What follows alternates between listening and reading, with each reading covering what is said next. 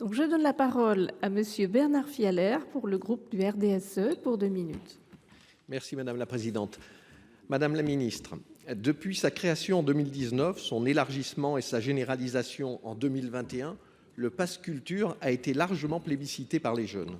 Ils sont une majorité à l'utiliser, vous l'avez dit, plus de 50% des 15 ans et 84% des 18 ans. La gratuité qu'il offre permet de s'ouvrir à d'autres horizons culturels. Cela est vrai, surtout en ce qui concerne sa part collective. Même s'il n'a pas permis à lui seul de corriger les inégalités liées à la catégorie socio-professionnelle, mais il contribue à une certaine démocratisation culturelle. Les libraires, notamment, indiquent qu'un nouveau public est apparu avec le pass, public qui continue à venir une fois le pass dépassé, épuisé. Plusieurs reproches sont adressés. Une reproduction des habitudes de consommation et une part collective trop peu utilisée ou peu connue. Madame la Ministre, vous aviez annoncé votre volonté que les usagers du pass se tournent plus vers les libraires indépendants, la presse écrite et le spectacle vivant, en prévoyant pour ce dernier qu'une partie de la somme du pass lui soit réservée. Certains jeunes vivent dans des zones dites blanches où peu d'infrastructures culturelles existent et évoquent l'obstacle que constitue l'offre de transport et son coût.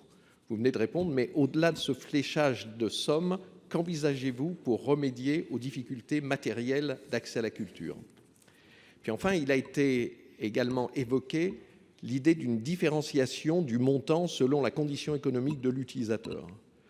Moi, il me semble qu'il faille préserver l'universalité et l'unicité du dispositif pour éviter le non-recours aux aides par peur d'un effet stigmatisant.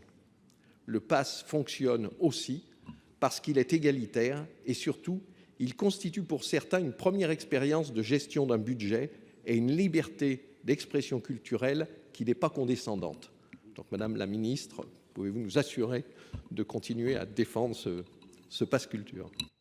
Merci. Madame la Ministre, je vous en prie. Merci, Monsieur le Sénateur, que je continue à le défendre sur l'accès à la culture. Comptez sur moi. J'allais dire, c'est un combat qui dépasse le ministère de la Culture. L'accès à la culture, c'est l'accès à des droits fondamentaux. Il faut se dire aussi la réalité. Moi, je discutais ce matin, j'avais un échange avec les directeurs généraux et les chefs de service au ministère de la Culture. Je rappelais certains, parce que ça avait fait un peu sourire, que je dise que le ministère de la Culture puisse être présent dans les campings, qui est le lieu d'hébergement préféré des Français.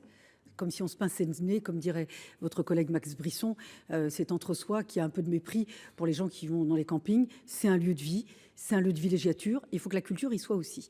Et donc, c'est une réalité. Et donc, sur ce débat-là, je disais par exemple pour les femmes, notamment des jeunes femmes, on parle en ce moment sur l'avortement, évidemment sur ou la contraception. Souvent, elles n'ont pas cette information.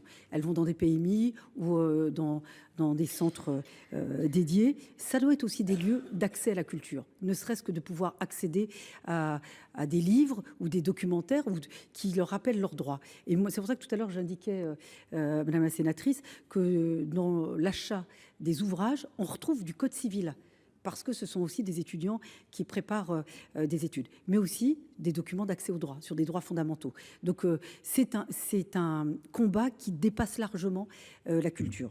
Sur évidemment les libraires et les libraires indépendants, alors on ne peut pas flécher, mais la géolocalisation le facilitera. Pourquoi? Parce que quand ce n'est pas géolocalisé, vous ne connaissez pas forcément la petite librairie indépendante qui est dans le coin, on vous renvoie forcément à la grande librairie qui est connue. Donc la géolocalisation va permettre d'avoir le petit libraire qui est dans le coin.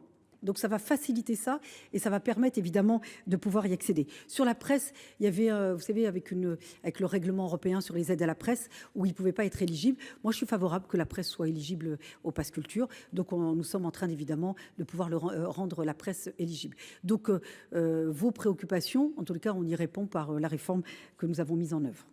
Merci. La parole est à Madame Nathalie Goulet.